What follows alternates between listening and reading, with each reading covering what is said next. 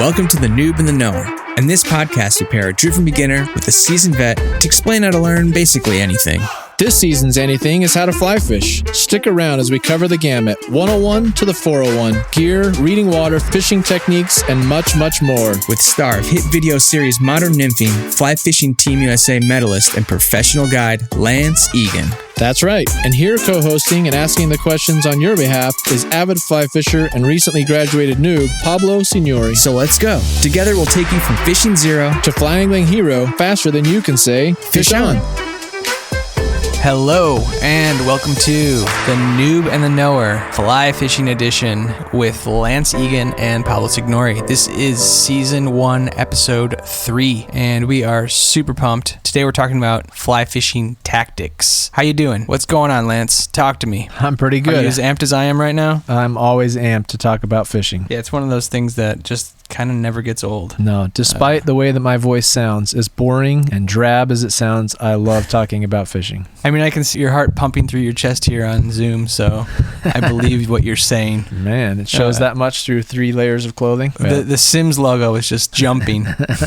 Nice. Okay. I'm well. How are you? Everything's really good. I went fishing last Thursday, and I was telling you I had an amazing trip in the Driftless in Wisconsin, which is a very special part of the country to fish. It kind of is cool because it correlates a little bit with this episode we're doing today, which is about fly fishing tactics. I decided that I was going to exclusively do one tactic, which was probably like the one that's most synonymous to fly fishing. I did dry fly fishing, which we're going to get into here in a second. Sweet. But it was an eye-opening experience because I realized that you can choose one type and stick with it, and you can still catch fish if you do it correctly, obviously. For sure. So without further ado, I think let's just jump into it because it's actually like the one that I was doing when I was out there. Just to give the listeners a little breakdown of how this is going to work, we're going to go through each style of fly fishing, and these would be tactics that you would use to catch fish in different types of situations, or if it's just what you're into. Some people are just into streamer fishing, let's say, and that's like all they really care about doing. Other people try and learn all of them. Some people learn all of them but then stick with one, and then in the case of like someone like you, Lance, who you fish competitively, there are tools in your toolbox, if you will. Yeah, for sure. It's good to have them all under your belt, I think, and then if you favor one, you can always, selectively gear your fishing location choices and times of year and that sort of thing towards one technique, but good to know them all if you can, right? Yeah, I think so. I mean, if you want to be like what they say is a well-rounded angler, and I'm putting that in air quotes for all y'all that can't see me, it's good to know them all. But I also think that there's a bit of sort of a misconception with the tactics in that there's certain people that think that only dry fly fishing, for instance, is like real fly fishing. Absolutely.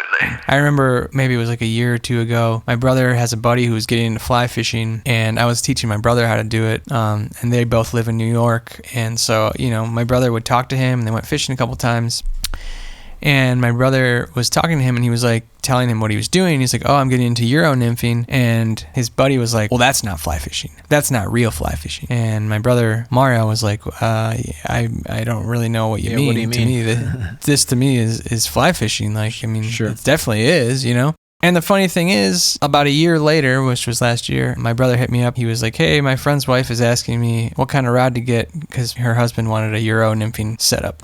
So he ended up full circle. rather quickly changing his speech, which I think ends up happening a lot when you start out. Yeah. You hear something and you think that that's like gospel. Right. And then you're kind of like brainwashed a little bit until you learn enough to realize that it's not really like that. So one of the things I do love about fly fishing is that it's not black and white. There's so many gray areas, and there's rules. They're like guidelines. You shouldn't be afraid to break them and try different things. Right. And there's something that I'm going to talk about in a little bit that kind of is one of those things, and it applies to this first tactic that we're going to get into right now, which is dry fly fishing, which is probably the most classic way to fly fish. It's the one you see in the movies. It's an amazing way to fish, and I think because what we're throwing most of the time are things that look like fly type insects, it's the most applicable vocab-wise as well. But let's just start picking Lance's brain here about the technique. For starters, for the people that don't know, what exactly is dry fly fishing? I would argue dry fly fishing is fishing with a dry fly, a fly that floats on the surface. That's why they call it a dry fly. It's not wet, it doesn't absorb water, it doesn't sink, at least not initially. So we're fishing with a floating fly on the surface, which I would argue also that is probably the preferred method of most trout anglers. Almost everybody favors dry fly fishing. There are exceptions. As you mentioned, some people get really hung up on only nymphing or only streamer fishing or only this or that, but it seems like most people that do they only dry fly fish. And it is kind of, as you mentioned, what most people think, outsiders, let's say, people that haven't fly fished before, that's usually what they envision is dry fly fishing. Floating fly line, a long thin leader, and a floating fly on the surface that you're watching for the trout to come take. And I think it should be noted, and you've said it in a bunch of different ways, but the important thing about dry fly fishing is that it's done on the surface of the water. It's the only tactic that isn't actually taking your fly and submerging it under the water. Everything's done on top. As the fly fisher, you can actually watch it, which you can do with some other styles, but this one, it's sitting on top of the water, so it's a very visual way to fish. Yeah, very visual, not so tactile, more visual, because you're going to see the fish, erupt on your fly or sip your fly, as the case may be. We might even throw a couple of variables in there as far as, I would argue that, we're talking mostly about trout fishing here, but I would argue that for bass, for instance, a popper, would be a style of, it's not necessarily a dry fly, it's a popper, but you're still fishing it on the surface. The other is mousing for trout. So mousing would be done on the surface as well. And again, just a variable of a dry fly, a fly that's floating on the surface that you're using, and you could catch pike, bass, trout, all kinds of things on a mouse pattern. And I'm glad that you said that, because I think that we talk so much about trout fishing, and it is kind of like the home base for our sport, but there's a bunch of people that fly fish and they never chase trout. So everyone should know that I would say all of these tactics can be applied to different species. But getting back to the dry fly fishing, so why don't you let us know, why would you do it? Aside from the fact that it makes you look really cool because you're most of the time overhead casting and it's like a movie and everything's in slow motion and it's rad. Because it's rad, yes, with 2 Ds. And hopefully when the fish comes and eats your fly, there's someone like standing there watching, because that's always a good feeling too.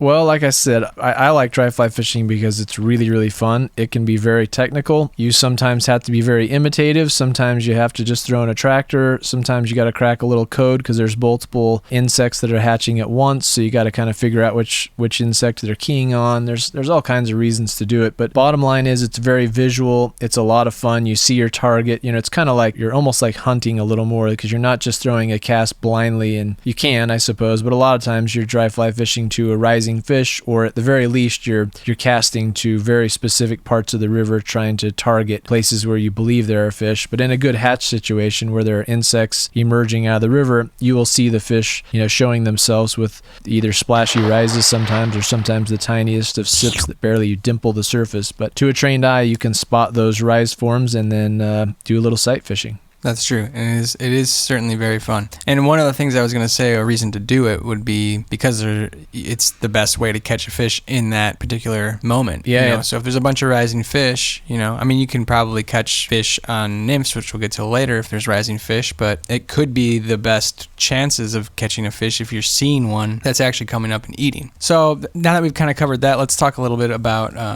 how you actually do it. And I guess you could just, we're not going to get into this like super crazy, because we're actually there's going to be a podcast in depth for each one of these tactics where we'll just break it all down. But if I was going to go dry fly fishing, let's just say, and we'll get to the gear later because that's going to be part of this, how would you go about approaching it? Let's say there's a rising fish, and just for the listeners, a rising fish is when you see a fish come out of the water and eat something on the surface. It doesn't have to be a trout either. It could be anything. A lot of times if you're on a lake or something in the summer, you might see a bunch of dimples and stuff on the water, and that could be fish, eating insects in the morning or whatever it might be. So, but let's just say you're approaching something like that, and how would you go about doing it? Well, like you said, we don't want to get too in depth here because that's a pretty broad question, but generally you're going to need your you're going to need your fly rod, you're going to need your floating fly line, you're going to need a tapered leader, some tippet, and then a few core essentials for dry fly fishing. One of which would be floating current of some sort. There are several types of fly floatants. They are pastes or powders. So like an inner tube? An inner tube is a floaty. I think you use those swimmers for when you're in the pool, right? Because you're not a strong swimmer. Yeah, I do. Yeah, I'm actually wearing them right now. Anyway, you're going to add some sort of a paste or a powder that you add to your fly that helps keep it on the surface longer. Outside of that, you're going to approach the river, hopefully find an area you want to target, whether that's, if you're brand new, then you're not going to have a lot of ideas on where to cast unless the fish are showing themselves. And then when you are on the water and you see fish rise, it's worth paying attention to where you see those fish rise because they're very repeatable throughout the river as far as speed and depth of water to where you would find other fish. So, let's say you walk up to a river and there's a little pool, a little riffle that will drop in with some texture of the water, and then it slowly transitions into a flat, calm pool, and you're seeing fish rise right where the textured water meets the flat water, if that makes sense. Mm-hmm. That will follow suit on the next pool for that same hatch. Or you walked up to a pool, different pool, different time of year perhaps, and you saw fish sipping right near the banks, right near a grassy bank or something. That would lead you to believe that there are going to be fish in other areas of the stream right near the bank. So look for the same water type, the same speed of current, and same depth, and you'll likely find more fish. But okay, that's good. Dry fly fishing is very situational as far as how to approach. You have to be concerned with lots of things. Most important is getting your fly to drift the exact same speed as the current in which the fish are feeding, or where you believe they're feeding. Right, and we talked a little bit about that last podcast, but or maybe it was the first one. But drag is that's called when your fly is not floating at the same rate as the current, and that plays a major factor in this style of fishing particularly, because trout tend to just know if something's not floating naturally. They just don't see it as food, from what I understand. Correct. So that's kind of part of what I was asking when I was saying, so how do you do it? Like, walk me through a cast, basically. You're casting to a rising fish. Let's just say it's exactly the scenario that you had said. There was some textured water, and it's kind of dumps into this flat pool. Fish, which are going to be facing the way the water is coming to them, that's never changes as far as the trout go in rivers anyhow. So where would you cast, and what would you do? I mean, you're going to do all sorts of advanced things like aerial mend and stuff like that, but let's just say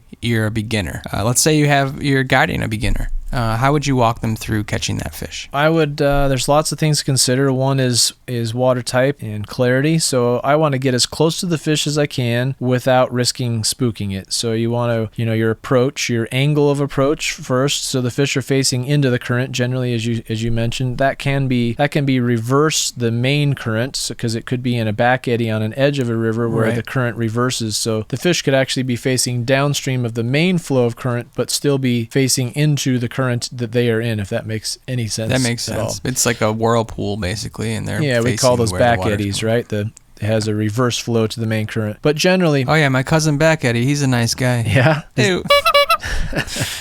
His uncle is a salmonid. Salmonid? Oh, Sal. Yeah. I see. Salmonid. Yeah. Not alcohol like old Bart used to talk about, huh? Alcohol? No, I don't know that one. No, that's not your uncle. No.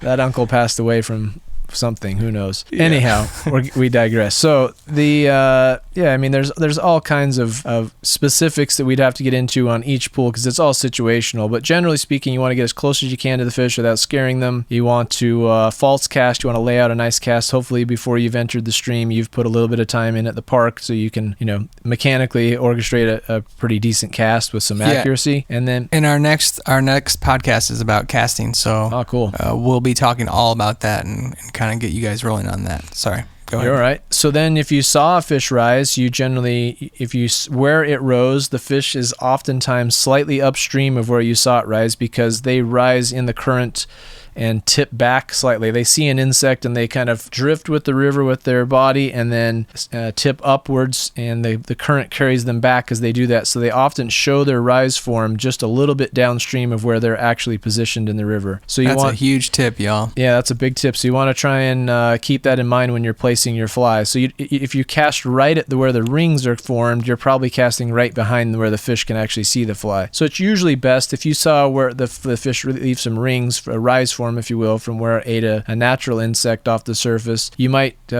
aim your cast, 4, 5, 6 feet upstream of it. There's lots of variables there, but it could be might need to do it 20 feet upstream of it to be able to get a drift. But anyhow, upstream of where it's showing itself to make sure that the fish has a chance to see your fly. And then the closer the fish are to the surface, or the shallower the water is, the narrower their cone of vision is, and so the more accurate you need to be with your cast. If a fish is down 4, 5, 6 feet, they see a much wider cone of vision, and your fly could be 4 feet, 3, 4 feet any direction, and they might still see it. Versus if a fish is in 10, 12 inches of water, their cone of vision, if you don't know what we're talking about there, you might get the Google machine out and Google trout's cone of vision. As it gets closer to the surface, that cone is more narrow, so they're seeing a much smaller piece of water, so you have to be much more accurate as far as the exact lane where your fly is getting placed. But otherwise, they call it the waffle cone syndrome. Have you heard that? The waffle cone syndrome. I have not heard of it called Snell's cone. Dad jokes.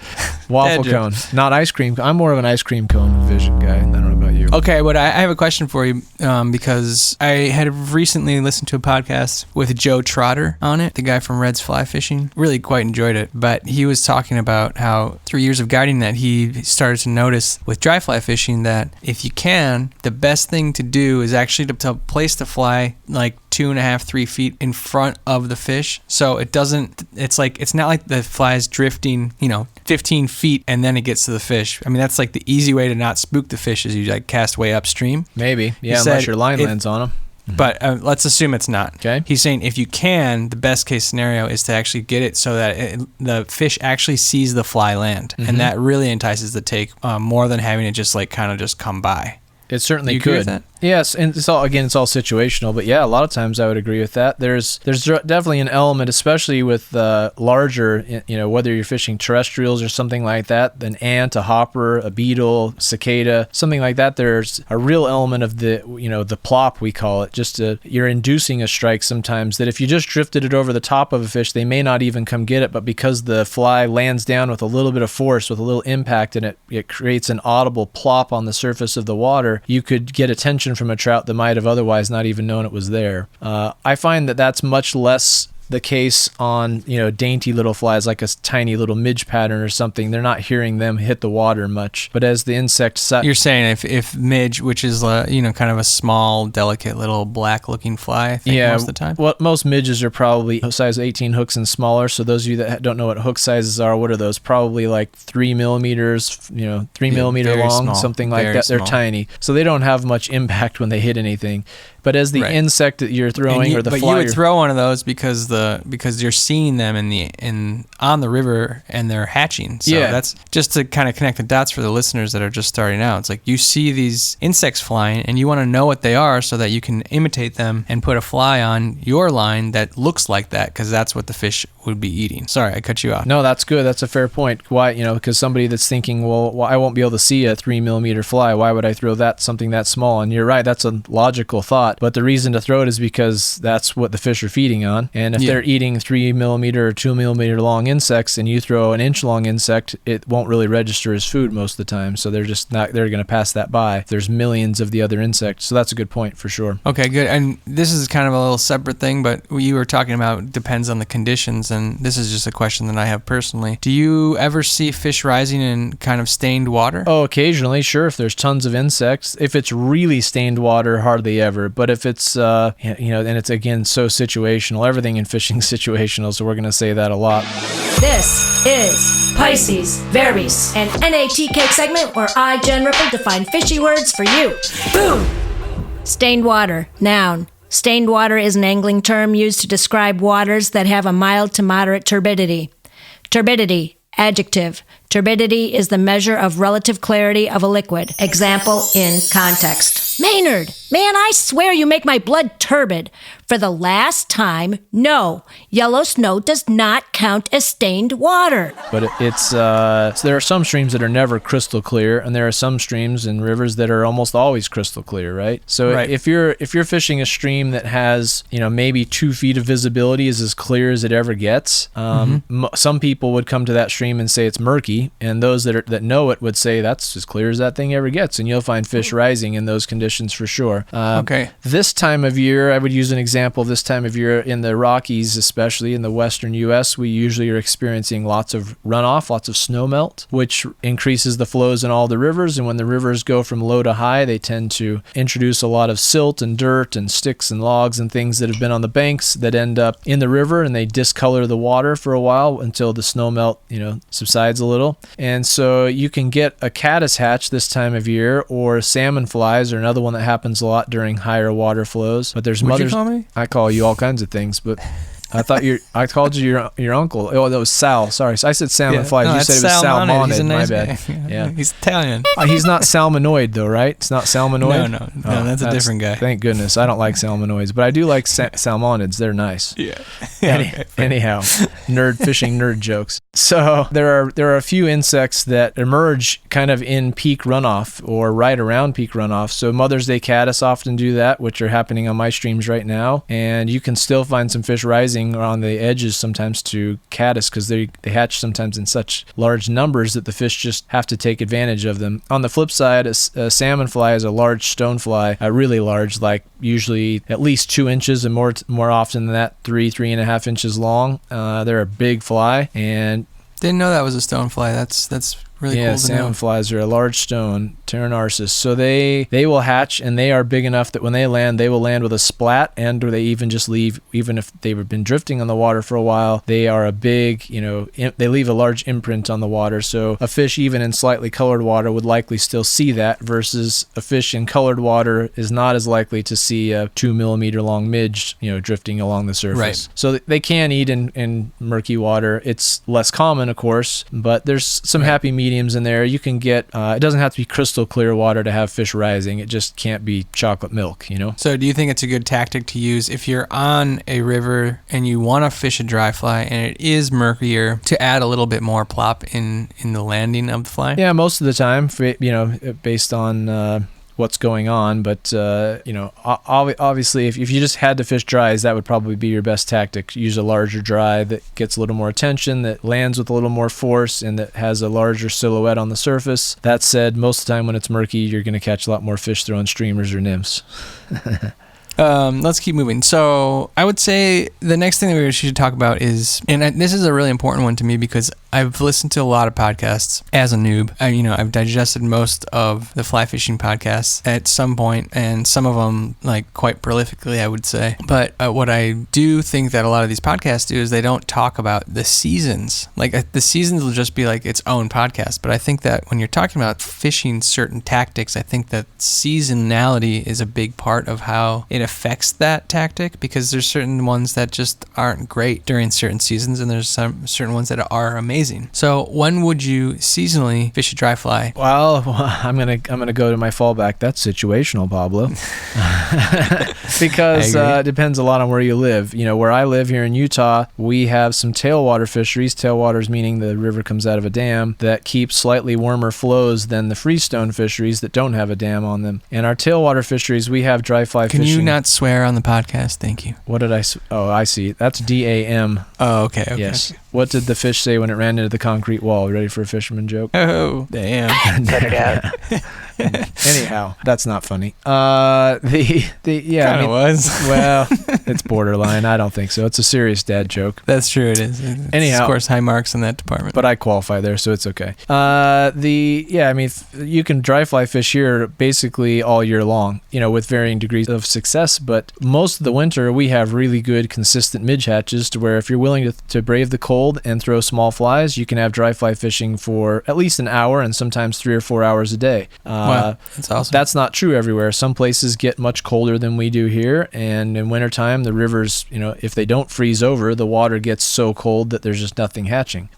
But, most places, I would argue that dry fly fishing is most productive when the water's a bit on the warmer side, relatively speaking, to trout streams. So let's say in the, really most dry fly fishing is probably in the 40-degree category for, blueing olives and things like that, to the low 60s, 60, 62, 63, for things like caddis and some of the later stoneflies, PMDs. Those are all insects that you guys will be learning. You can Google later. Yeah. So you could dry fly fish all 4 seasons for sure. Again, that's going to vary depending on where you live and what kind of hatches your own waterways produce, because not every hatch happens everywhere on planet Earth. And I think also, it should be mentioned that dry fly fishing is typically associated with like spring, summer style fishing for the most part, but it's not exclusive to that. You probably have your best shot, I would say, around those times maybe. Or maybe it just gets easier because, the fish are eating sometimes ants that fall in the water,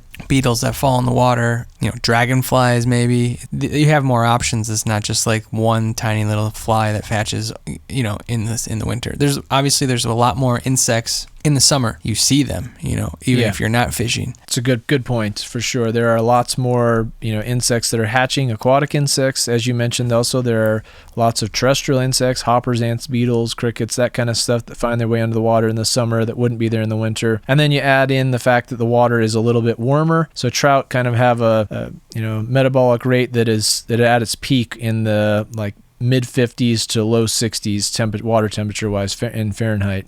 So when the fish are really, really active, they need to take in a lot of calories, is also when there are the most insects hatching and the most availability of a wide range of bugs, versus in the colder months you could still have hatch times, but less likely all day long, more likely in a very small window of the day, usually in the colder months, the warmest part of the day. So, and then as far as body of waters go, can you dry fly fish lakes, rivers, surf fishing, open water? Like where what are we talking about here? We've been talking about rivers because that's kind of, again, fly fishing at its kind of like core and soul started with the trout thing, and both you and I are pretty obsessed with trout. But for the people that might not want to do that, can they expect to do dry fly fishing outside of a trout river? Yeah, definitely. Again, it's very situational. But absolutely, yeah. We dry fly fish. But that's good. People need to know it's situational, So correct. I'm going to joke about it because we're going to say it a lot. There are situations.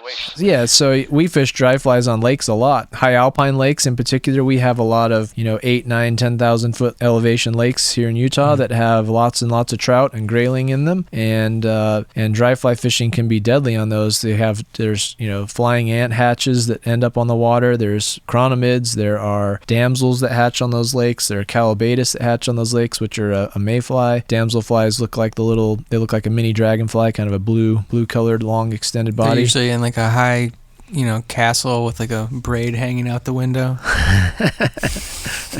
Rapunzel style.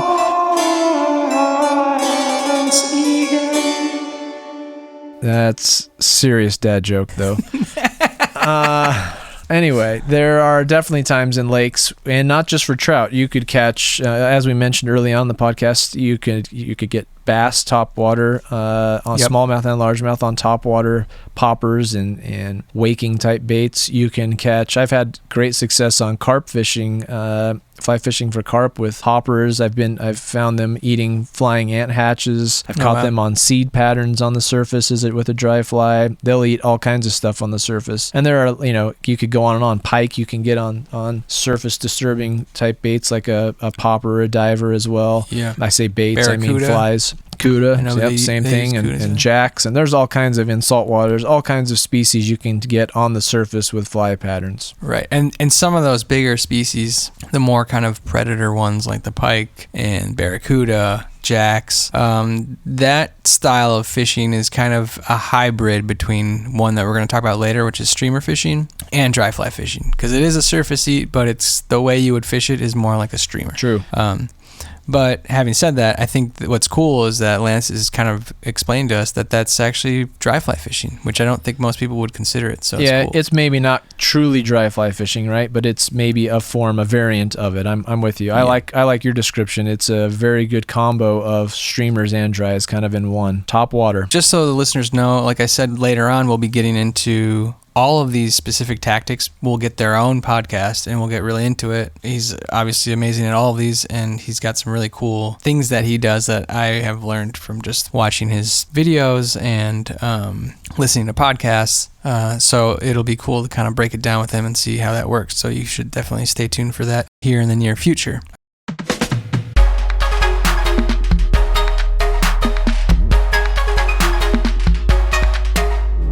And now, a word from our sponsors. From the vise to the boat, to the bank, to those moments you connect to a fish, Loon Outdoors is with you every step of the way, with tools designed at the bench and on the water to help make your best day on the water better. We're going to move on to the next one. It's crazy we're only on the second one, but it's nymphing. Nymphing is a style of fishing, fly fishing. From what everyone has said, and you might disagree, it's kind of like where fish can more consistently eat this style of food, I guess I should say. Specifically trout. We shouldn't say fish. True. Trout. Mm-hmm. So it's kind of like the most popular way to fish throughout the course of the day and seasons because it's the best chance you have of catching a fish. Would you agree with that? Yeah, I would. That's based on the fact that, you know, at the very least, most people would say that trout are doing most of more than 90% of their feeding, let's say, below the surface. So I tease like the people that come into the store or that I talk to on presentations and things that say, I only dry fly fish. And I'm like, that's cool. If that's what you like doing, then you get to choose what you do. But you just need to know that you're choosing to catch at least, at the very most, 10% of what you could catch. You know? Right. They're usually they look at you with this, well, no, I catch as many fish as anybody. And well, no, you probably don't. If you're only dry fly fishing, yeah. I'm sure you can get really good at dry fly fishing and catch a lot more fish on dries than most other people do, but still you're limiting yourself to just the fish that are eating on the surface. And in a really big, dense hatch, that's one thing, but in a non-hatch period where the fish are not looking at the surface for food, it's work to get fish to come up. It can be done, but you're barely scratching the surface of the numbers of fish that you could be catching if you were imitating the insects that they're eating all day, every day near the river bottom. That last thing you said is kind of a good thing that we should maybe start there because, what is a nymph? A nymph is basically an insect that hasn't gotten to its mature stage, its adulthood, basically. They drift in the current, all day long, and fish eat them. And the interesting thing about nymph fishing too, I think that you hear it sometimes, but people don't really mention it that much, is that fish, they don't have hands. So the way that they try something out is with their mouth. So they'll see something that could be food. It could be a nymph. It's just like a little blob passing by, and they'll just be like, oh, is that food? I don't know. And they do that all day long. So when we nymph fish, sometimes we're imitating those insects, but who knows what the fish actually thinks. He might just be like, is that food or isn't it? And I think that's a lot of times why we catch fish. I think a lot of the patterns maybe that Lance ties too, they call them attractor patterns because it makes the fish curious and he wants to go grab it, but they're not actually sure if it's food or not. They're checking it out. That's my take. Yeah, no, agreed. It piques their interest one way or another, and you oftentimes find that flies that don't imitate anything, as you were mentioning, the nymph is a general term that imitates anything really that's subsurface, but it also doesn't have to be imitating anything. It could just be an attractor. It could be a bright pink fly that just happens to pique the interest of the trout. There's maybe nothing in the river that is actually bright pink, but because you put something that's got a color or a little hot spot or a little tag on the back of the fly or a little bit of flash or sparkle, it could catch the attention of the fish, and you might get more strikes, get more takes on something like that than you do something that's incredibly imitative that looks exactly like what is on the bottom of the river. And you have to play with that. That varies day by day, week by week, and river by river, but you can both be very imitative with your flies, and you can also fish attractors, and then there are hybrids therein of the two. Okay, I'm going to go back because I don't know if we actually define this. So what is nymph fishing? So nymph fishing in a general term, since there are lots of variations, styles of nymph fishing, but nymph fishing is fishing flies subsurface, so flies that are designed to sink. And I would qualify that as from right below the surface to, all the way to the river bottom. Right. And that can vary greatly. Keep in mind that, as I mentioned a second ago, trout do more than 90% of their feeding in a river river situation subsurface. And most of that is done in the bottom, like 10 or 12 inches of the layer of water right near the river bottom, that bottom 10 or 12 inches of the river. Get low, get low, get low. And the reason for that is there's a hydraulic cushion there that the substrate, the river bottom, rocks, silt, logs, whatever, cobblestone, gravel, whatever is there, the water encounters the river bottom and it has a little bit of friction. And so it just a little bit slows the flow of the current right there. So the trout near the bottom actually uses less energy by staying right there. And then all of the aquatic insects that live in the river bottom. They live among the rocks and the weeds, the moss that's growing in there. They live on sticks and logs and algae and things that are down, growing on the rocks. Tires, yeah, I guess depending on where you fish. Tires, concrete tires, blocks, shopping carts. Yeah. But in a normal river situation, yeah, they're going to live on that substrate. So it has kind of the perfect environment for a trout. They can hang right near the river bottom, expend the least amount of energy possible, and also be right nearest to where all the food lives. There's really 2 or 3 reasons that most insects that live on the bottom of the river, aquatic insects, break free. One is called catastrophic drift, which is they are dislodged by a boot or by increased flows, could be, or... I love that you're talking about this because you don't ever hear this very much, and it's great. Yeah, so they could be dislodged from lots of things, increased flows, or even just, if you sit on a river long enough and you just watch, the river is not always moving at the exact same speed, right? It kind of comes and goes. So even if you're a little, you're a stonefly clinging to the top of a rock and you've been there for 2 hours and all of a sudden a little burst of water comes down for who knows what reason, in just the little spot you're in, the little pocket that you're in, maybe just upstream of there's a large rock and the water build up in front of it just enough that it finally pushed over the top and it changed the flow. Anyway, it might knock that stonefly loose. That's uncommon. It'd be more common that you have snow melt or releases from a dam that increase that would create catastrophic drift, or an angler or an animal that dislodges the insect from the river bottom. And the other one is called behavioral drift. And behavioral drift is basically the way that most aquatic insects reproduce is they live on the bottom of the river in their nymphal stage, their young, if you will, their toddler and infant stage, and even into their teenage years, they're living in the river bottom. But wait, when they're teenagers and they have behavioral drift, that's when they get detention, isn't it? School sucks. Maybe. It's hard to tell for sure. But so, dad jokes. I'll be here all day. So, no, really, I'll be here. You really will be. So the behavioral drift comes down to the nymphal stages of the insects instinctually every once in a while just let go of the bottom. They could be clinging onto a rock and be totally safe, totally fine, but every once in a while they just let go and they drift downstream. They could drift downstream for 20 feet or 20 miles. You never really know. Some of that is going to be based on instinct. Some of it's going to be based on when they can get back to the bottom. Long story short, they drift downriver, and they all are going to do that at different times of the day, different times of the year. So there are always some insects in the river flow for the trout to eat. And then the way that replenishes itself is as the adults of those insects, so that the larval form or the nymphal form drift downstream. The adults, generally speaking, emerge or hatch, crawling out or swimming to the surface, and hatch into winged adults, and they instinctually fly upstream and kind of replenish that cycle. So it's kind of a circle of life in the river itself. It guarantees that their species is populating the whole stream. Right, moving upstream all the time. Otherwise, there would just be midges hatching in this one spot,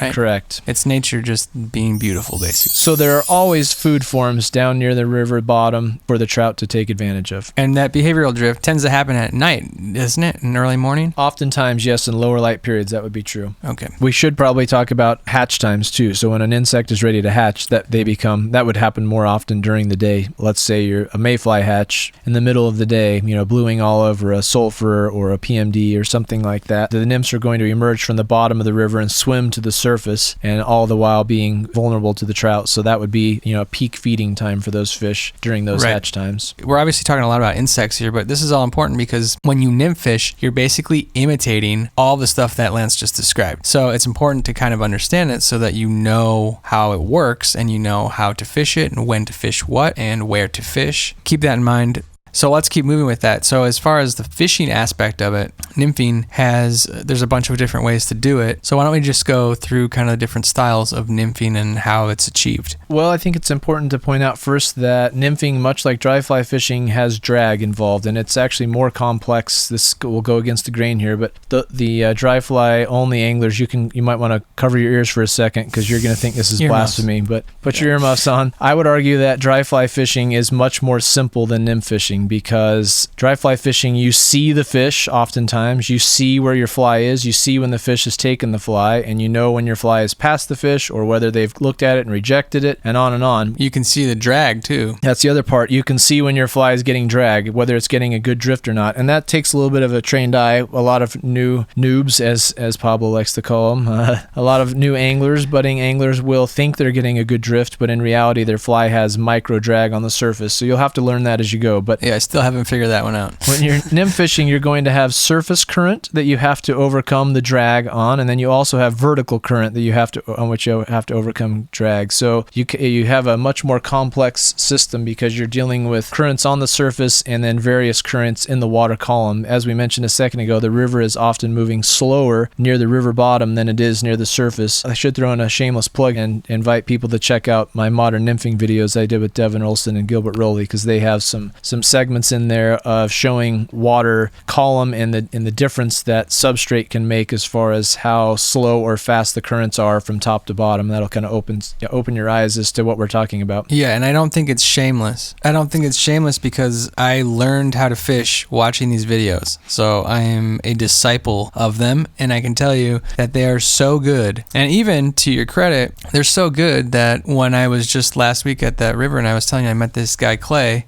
we just started chit-chatting, and he was like, your own nymphing, whatever. I told him I was doing the podcast with you. He was like, oh my God. He's like, yeah, I got the videos, and that's how I learned how to do this. I mean, it's crazy. They're that good. So you're my friend, and I love you, but I'm just telling the truth. You know what I mean? I know what you mean. I'm with you too. They really get the job done. I tell people that in the store all the time. I'm like, look, I have these videos out.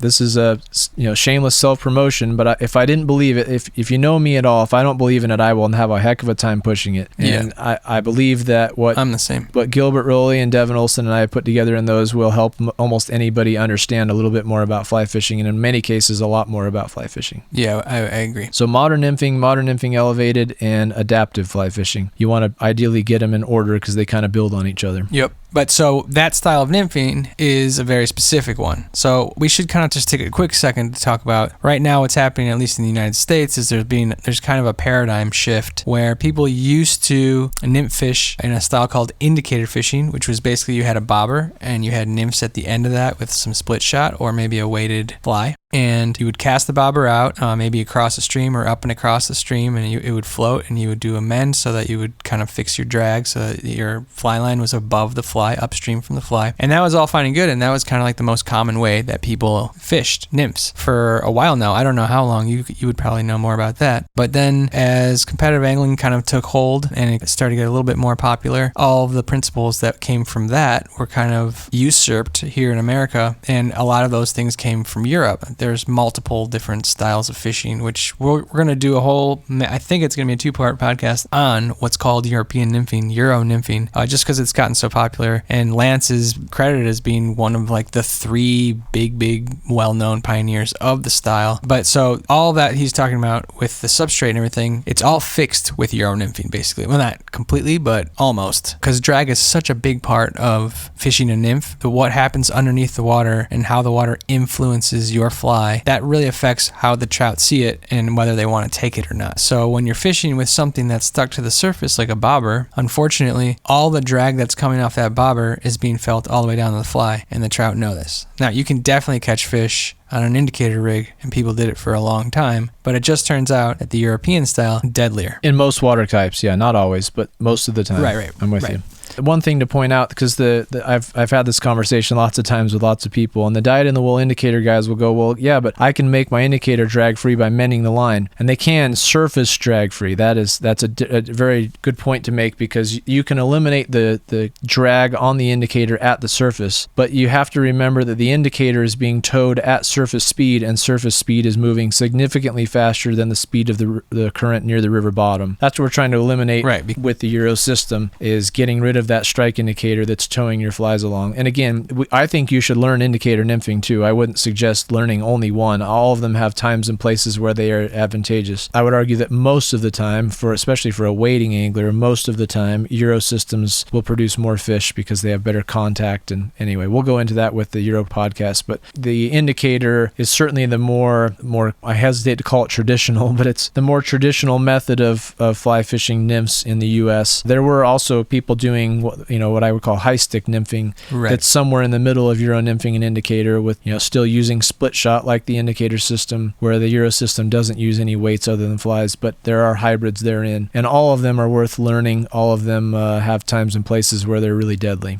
Okay, great. And let's talk more a little bit, like, when would you do nymphing? Is there a place in the river that it works or doesn't work? And is there a season where it works or doesn't work? Good questions. Not really any seasons where it doesn't work. It will work all the time that the fish are actively feeding. The exceptions would be if the river's frozen, I suppose, or right. If it's not fishable with any method, it's not fishable with nymphs. The other extreme would be if the river's too hot, if the fish are just shut down. But in, let's call them more normal temperatures, nymphing can be done all year long with great effectiveness. When and where wouldn't you? I can't think of too many sections of river I wouldn't nymph fish. Nymph fishing, again, being a very broad, you could nymph fish without a strike indicator, without a Euro rig, without a sighter, without anything on there. You can just put a single nymph on a long leader like you would a dry fly and sight fish with a nymph. So there are lots of variables and ways to do it. So I would argue there aren't really any water types that you couldn't nymph. Okay, and you're talking about river fishing, right? True, but also in lakes, there are very few times where you couldn't fish nymphs in a lake, where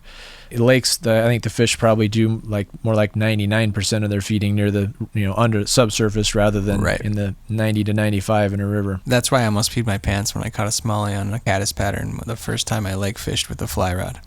Yeah, they'll eat them. Look, I've caught walleye and chronomids, and that's crazy. Walleye on that's cool. Yeah, you can catch all kinds of crazy species fishing subsurface because they're all taking advantage of. It doesn't matter. It's not just related to trout. If there are millions of chronomids hatching, which chronomids are another insect that hatches commonly in a lake, the bass, the perch, the trout, the bluegill, the carp, the walleye, crappie, everything can take advantage of that. Right. I chase lake trout a little bit, Mackinaw sometimes they're called, that get large. We catch them on flies to, a little over 30 pounds. And talking to the biologist, Lakers we call them, after talking to the biologist trying to learn about them, he says that sometimes they'll find 30-pound fish, in their fish surveys that are like spitting up golf ball sized clusters of tiny chronomids because there's 30-pound fish, that there's so many chronomids hatching that these giant fish are even taking advantage of tiny little invertebrates that live in the river or in the lake bottom. So it's not limited to just trout for sure. You could catch all those species on that type of insect. Very cool. So that's good to know. So for people that want to try it, I always knew that you could catch smallmouth and stuff with nymphs, but you can actually go to your warm water lake and try it out, and you might be happy with what you find fishing that way. Cool. The last thing I will say about nymphing is maybe the one place I probably wouldn't do it is in saltwater, right? Or am I crazy? Yeah, I think you're right there. I mean, nymphing is not really a thing that's done in saltwater. You're still going to imitate some, things that swim and move under the surface, but most of the time those are going to be minnows, those are going to be shrimp, those are going to be crabs, things like that. So it's more, akin to streamer fishing than it is nymph fishing for sure. Yeah, and I also think that because you're dealing with kind of wave action and stuff, like a nymph rig probably wouldn't be so great there. You kind of need the mass of a fly line. True. To keep you stuck under the water. Saltwater can be a different animal altogether, right? Okay, so let's keep moving on. The next style of fishing that we're going to talk about is streamer fishing. It's kind of within its own sect of fishing, has had quite a renaissance, and it's undergone, I think, some pretty large sort of philosophical changes in the last 20 years. Evolution, revolution. Mm-hmm. Yeah, like it used to be basically a woolly bugger, from what I understand. Yeah, and maybe it was a last-ditch effort. Maybe before that, even like a winged fly, like a spruce fly. I'm trying to think of some other original streamer patterns, like a gray ghost, things that had feathered wings. But certainly, old school streamers where you didn't do a lot of stripping necessarily. You did a lot more swinging of the streamer. And Right. And I think aside from like salmon patterns and stuff like that, and kind of like the spay fishing world, I feel like streamer fishing was always kind of seen as, like, from what I understand, again, situationally, it was seen as kind of like a last-ditch effort. Oh, nothing else is taking. Let's just throw a streamer and see if we can get something to hit that. Whereas in the last maybe 20 years, it's kind of become like its own very wildly popular style of fishing. People will only fish streamers, and that's like their thing. For sure. I think a lot of that has to do with more of a younger demographic, where it's kind of like almost like a punk rock way to fly fish in a way. Yeah. For lack of a better adjective, you know? It's kind of like this rebel fly fish style. And you've also seen the flies changing like crazy, and now they're getting like really big and very intricate, whereas before it was just kind of like a one hook sort of deal. Now you can get, you know, multiple hooks, you can get jointed parts to it. I mean, it's really kind of coming along. Yeah. And I think also the fly tying materials has really kind of pushed this genre specifically in a way that has really produced some kind of interesting results. So let's just talk about exactly, you know, what is streamer fishing. Now that people have all this kind of like stuff bubbling in the pot, let's just tell them actually what's cooking. So what is streamer fishing? Let's see. I would describe it as fishing generally a larger fly than you would use, you know, generally speaking, nymphs or dry fly wise. Streamers tend to be, they can be very small, but they tend to be, let's say, 1 inch on a really small side of things to, you know, 10, 12, 15 inches long. Most trout streamers are probably more in the neighborhood of 2.5, 3 inches to like 7 inches, somewhere in there. Mm-hmm. There are always exceptions to that general rule, but streamers are something you most of the time animate. They can be dead drifted, but most streamer anglers are going to fish them more like you would fish a lure if you're used to conventional fishing, more like you'd fish a Rapala or a spinner or a marabou jig or something like that, that you're going to impart action. You're not going to leave it and cast it and leave it to the mercy of the current and just dead drift it, as we call it in fly fishing. You're going to cast it out and retrieve it. We call it stripping in fly fishing. So you're going to strip in line is why we call it stripping. You're going to retrieve line. You're not reeling it with the reel. You're casting it out and stripping just line in between your hands to take up slack and to move the fly and animate the fly. So your streamers, you're imitating things like minnows, leeches, crayfish, that sort of thing that, you know, in salt water, maybe again crabs and shrimp and things that move and swim and twitch. And so you're imparting action oftentimes. You can dead drift streamers, though. That can be a deadly technique too. Right. And I think fundamentally the principle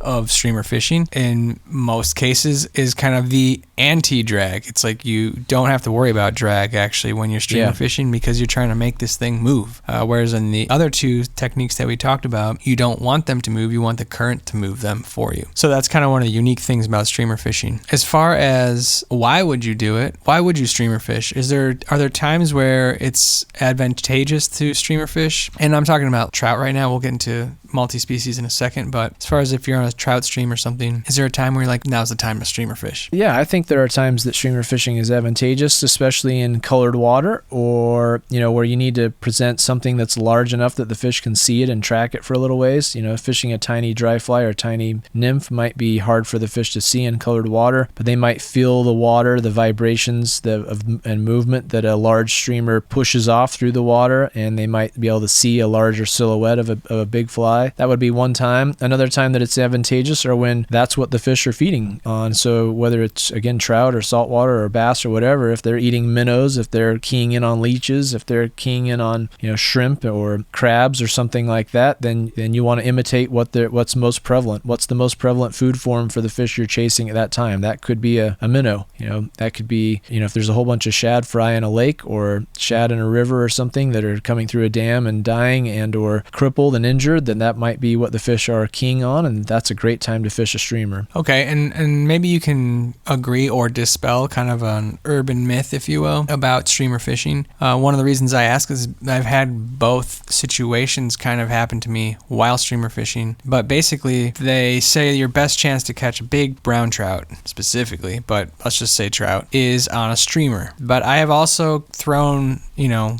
articulated streamers that I've tied, big ones, you know, like 6 inches, and I've had like brook trout, you know, I had like a 13-inch brook trout hit that thing. It was like more than half its length. The fly was almost as long as the fish. So it seems like you can catch small fish with them too. Sure. So do you think that it's the best way to catch big trout and it only attracts big trout? Well, obviously it doesn't if I just told you that, but... Again, very situational, but I would generally say no, that I don't think that's the case. I think that large streamers are painted out that way. You know, the perception is that all you have to do, if you go to a river where you normally just catch lots of 12 and 13 inch trout and you go and you throw a 10-inch streamer, all you're going to catch is giant trout for the, from here on out. And you might catch the odd large trout, because most places that have lots of small fish, especially if there are brown trout around, there's always a few big brown trout that break the mold and get pretty big. So you might catch one or two of them, but it's not like you're going to go to that river and just all of a sudden catch 24 to 30 inch trout, every other cast, just because you're throwing a large streamer. And that said, it also boils down a lot to, what is a big fish in that fishery? I would argue if you're chasing truly, what I would call truly large trout, let's say 6, 8, 10 plus pound trout, then probably a big streamer is your best bet, especially for a big brown trout. But if the big fish in your river are 20 inches, 22, 23 inches, a streamer might work really well. But a lot of times, especially in the West here with tailwater fisheries, and it's certainly not limited to the West, the fish get that big living on micro food forms, microorganisms. Yeah. They're getting 22, 23, 24 inches by eating midge larvae and pupa that are 2 millimeters long, or eating scuds or sow bugs that might be 3 or 4 millimeters long. And so imitating what those giant fish are feeding on all day, every day you have a much better chance of catching large fish for that particular river than you would by throwing a giant streamer, because they maybe don't feed on minnows. They maybe don't know that's not a normal food form for them. That makes sense. My own personal experience is my personal best trout was like 27 inches or something. It was a brown trout, and I caught him on like a size 16, black paragon with a red butt. Yeah, they're still going to eat small stuff, right? They can be prone to eating large stuff, and it's not necessarily a bad technique to throw a big streamer. And if you throw a big enough streamer, you can start to weed out some of those smaller fish. But like you said, just because you're throwing like a 3 or 4 inch streamer, or maybe even a 6 or 7 inch streamer, that's not keeping, 7 inch streamer is not keeping a 17 inch fish from eating your fly. They will still try that, no problem. Right. If you're throwing a 12 inch fly, you're probably not going to get a lot of 12, 13, 14, 15 inch fish to eat it. But, throwing a 12 inch fly with fly tackle is hard to do. You're going to have to... Yeah, it's not fun to cast. No, it gets to a point, for me personally, it gets to a point where if I'm throwing a fly that's so big that I have to use an 8 or a 9 or a 10 weight to throw the fly, then the fish that I might hook on it that's 8 pounds is no longer any fun to catch anyway. So it kind of diminished returns for me personally. That's not the world according to Lance. That's not how it is for everybody. Some people love that sort of stuff. The world as it should be. No, that's not the world as it should be. That's just my opinion, right? But other people would differ from that. Other people love throwing an 8 weight with giant streamers. And for trout fishing, if I can't throw the streamer with like a 6 weight, I'm kind of out. I like streamers that I catch plenty of large fish on streamers that are easily throwable on a 6 weight or maybe a 7 weight. But right. They got to be really, really big before I want to tackle a trout with an 8 weight. That's actually what I did the day that I caught that big one. I had my streamer rod was an 8 weight, but that was just because it's the only rod I have that is not like a small trout rod. So I was like, I'll just use this. Sure. And it worked fine, but it's true. I caught a couple big browns that day, and it was like I could just horse them in. Sure. Because I had an 8 weight. It was actually like it was kind of nice because I wasn't going to lose the fish, but yeah, I'm with you on that. And I should say the one thing that is great about streamer fishing that is definitely different from the other styles of fishing that we had spoken about is there is kind of an exhilarating sensation to the eat. When the fish takes the fly, it's an aggressive fish. It's chasing. It's not like a fish just sitting there letting things come to it. It's actually going after this thing, trying to kill it. Great point. Which makes it very fun and explosive. So that's one of the perks of streamer fishing, and I think that's why a lot of people get into it, because they crave that. Well, it's like the phrase, the tug is the drug, but they crave that bite, because the bite is such a powerful thing many times. Even with a little guy, it's fun. You'll be stripping in your fly, and all of a sudden it'll hit it, and you just feel the weight, and you feel the thrash, and it's exhilarating. It's an adrenaline rush. Right. I'm with you. That is an awesome part of streamer fishing. There again, in the world, according to me, I would suggest everybody should spend lots of time streamer fishing. In my world, it wouldn't be the only way I would fish, because I think that's incredibly limiting, but I would never rule it out. Streamer fishing is so much fun, and it is a great way to cover water. And when you're floating rivers from a boat or a drift boat or a raft, it's a really fun way to fish. Yeah, it is. And you kind of talked about it a little bit, but maybe we can talk about the gear. So you're talking, I think kind of the standard trout rod for streamer fishing would be a 6 weight, right? Yeah, kind of at minimum a 5, I suppose. Not that you can't do it lighter. I tend to fish a 10-foot 4 weight oftentimes with small streamers, but more common would be a 6. Yeah, 6 weight, 7 weight would kind of be your bread and butter trout streamer type type rods. Right. And with all these things, people, you can fly fish with whatever gear you have. It's not going to be optimal, but it'll get some sort of job done. You know what I mean? So, Yeah. which is why I was using an 8-weight to streamer fish when I was like, I'm going to use streamers today. I wanted to have 2 rods, so that was my only other option, and it worked. Right. It's not ideal. It sucked to cast. Over time, I got really annoyed because it's heavy and it's clunky and it's like not fun on a small stream, but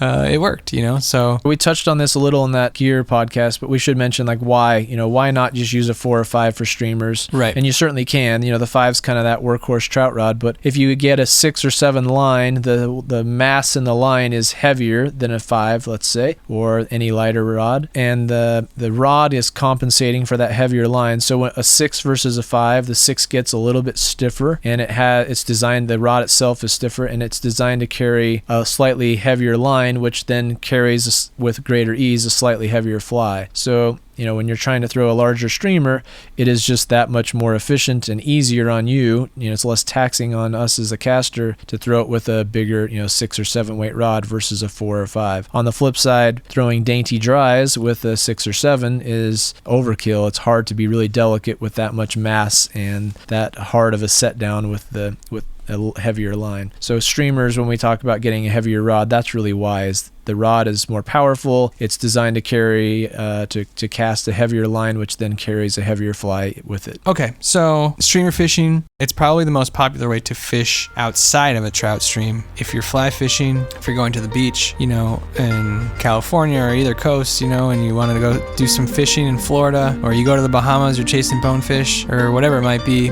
most people are using streamers. If you're not fishing for trout, I would say 95% of the time you're fishing a streamer. Wouldn't you say? Yeah, that's probably true. I mean, you can catch bass, panfish, all sorts of things on dry flies and nymphs, as we discussed, but I would say most people's first choice would probably be streamers. Agreed. For any sort of warm water fish species as well as saltwater. So that's a good time to do that too. And it's something I enjoy quite a bit. I go to South Carolina every year. We do fishing off the shore. We catch ladyfish, we catch sea trout, catch baby sharks, redfish. I caught a baby tarpon 2 years ago, which was a blast. That is cool. That was in a golf pond that I found. Oh, Salmon nice. swimming around. Yeah, it was epic. There's like a 4-footer in there I saw. Haven't been able to get him to eat yet, but yeah.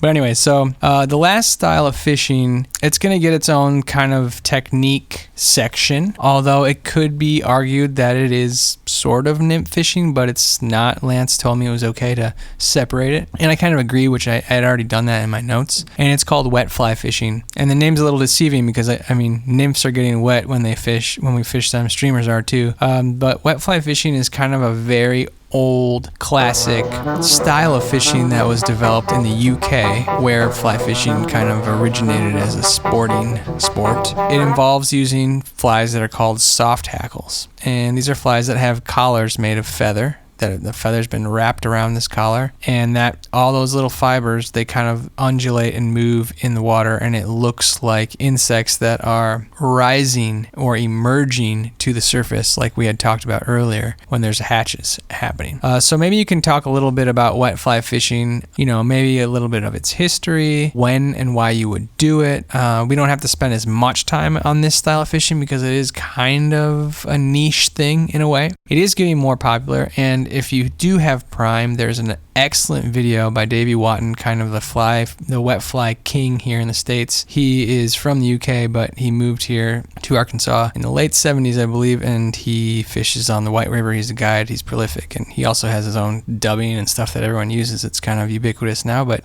his wet fly fishing video, it's old. It's vintage, but it's on Prime. It's really good. We can put a link to it in the show notes too. And that's a good one to watch too if you want to get into some really like old school traditional style fly fishing. But anyhow, I can just go on a tangent like I just did. Let's let Lance kind of explain a little bit about, what it's all about. Yeah, no, you got it. You're covering it well. Well, I mean, wet fly fishing, I'm definitely no expert on it. I've, dipped my net in those waters a bit to try and learn about it, but there are people that are certainly much more versed in it than I am, Davey Watton being one of them. So wet fly fishing is oftentimes swinging flies, right? It doesn't have to be. You can also do upstream wet fly fishing where you're not swinging them, but most commonly, I think most people equate it with casting casting kind of down and across and mending and manipulating the floating fly line most of the time. That's swinging. That's what we kind of need to define swinging for people, because that's a word that gets thrown around a lot. Yeah.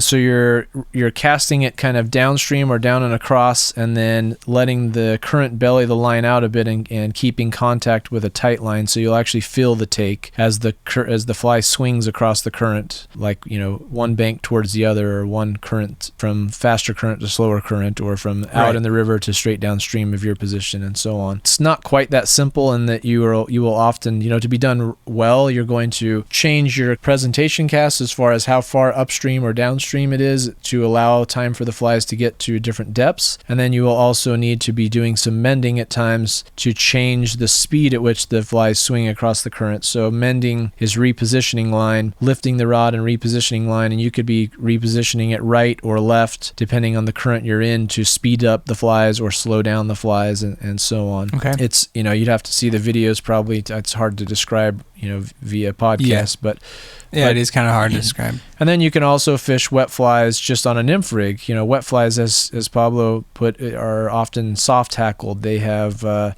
hen hackle from a hen chicken, or a partridge hackle, or... They're kind of scandalous flies because, they're wet, they're soft, they're partridge.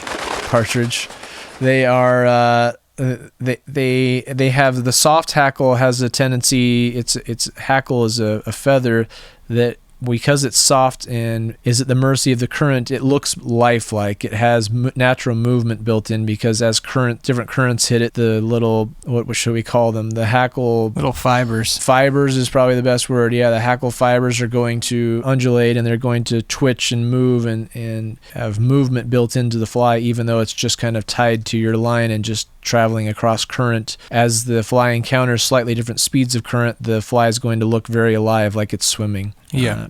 And we're painting this in with a broad brush here, but wet fly fishing can be very effective at times. It's one of my favorite ways to fish when trout are eating a lot of emergers, and they look as though they're eating dry flies off the surface, but they're not actually surfacing. You're just seeing them porpoise kind of eating stuff right below the surface. That oftentimes means the fish, even though it looks like they're taking a dry fly, they're oftentimes taking a pupa or a larva that's right at the surface. And sometimes swinging a wet fly is the best way to catch numbers of fish in that situation. Interesting. Would you do that in slow water? Absolutely, yeah. Slower pools. Oh, really? Slower pools, or even just on a lake, you can do it in with just a tiny bit of wind, especially if you get wind kind of moving across a bay, or from your right to left or left to right, at an angle across. You can cast out and let the wave action, the wind action, just kind of belly your line out like it would be in a current in a river, and just swing flies just below the surface. Or you could even have weighted flies down a ways.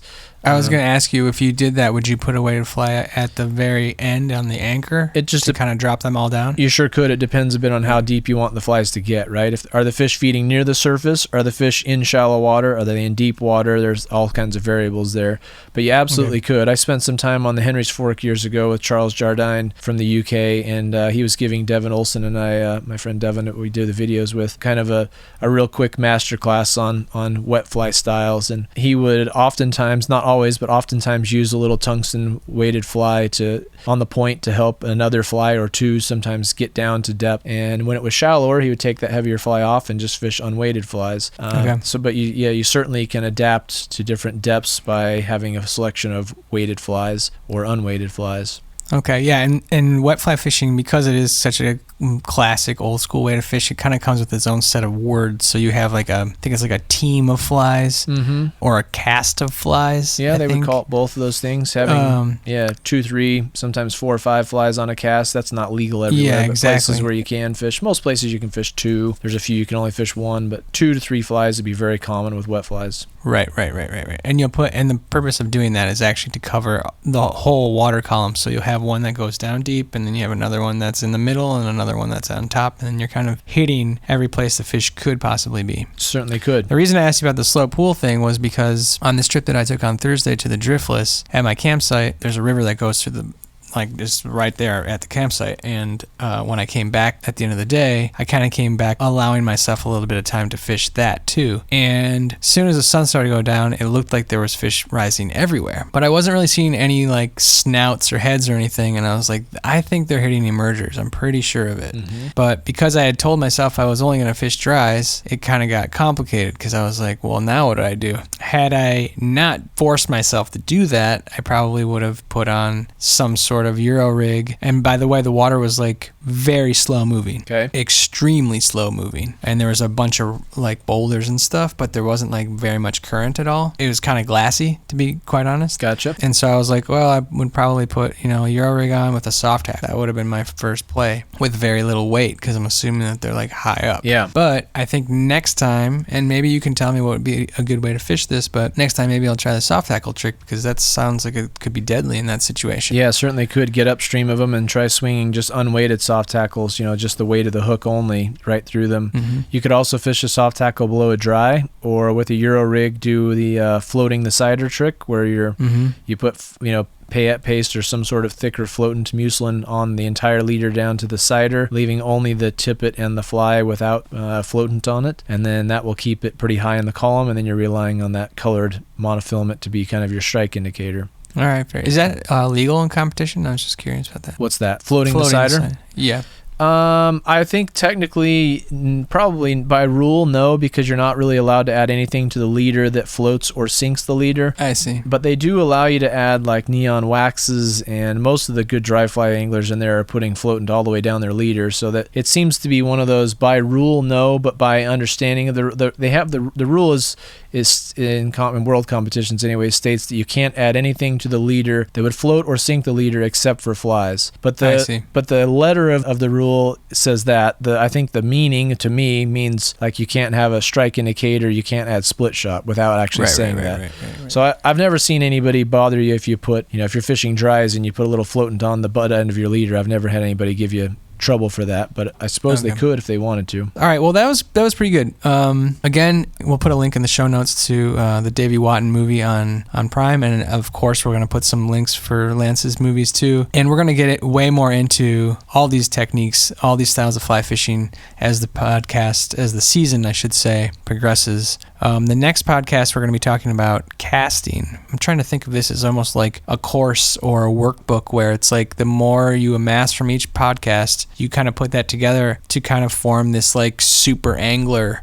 So hopefully, we're doing that over time, and we're repeating ourselves oftentimes on purpose so that you get this just ingrained in your mind. Indeed. And now we've talked about a bunch of different ways to fish, where to fish, what fly fishing is, and then now we're going to start getting into the more kind of nitty gritty of like how to actually do it. So the next podcast will be about casting, which is a big part of kind of the ethos of fly fishing. It's the heart and soul of fly fishing, I think, in many ways, because it is so unique to the sport itself. So yeah, we look forward to doing that, and we thank you so much for listening. Please check out the show notes for any extra info and the links. This is the Noob and the Knower Fly Fishing Edition, How to Fly Fish, Season 1, Episode 3. Lance, thank you for being such a sport and for giving us all of the volumes of knowledge you have stored in your mind, and I hope you're having fun doing it. Having a great time. Thanks for the opportunity, and thanks for keeping me on track. Lies, all lies. Thanks, guys. We'll see you on the next one. See ya.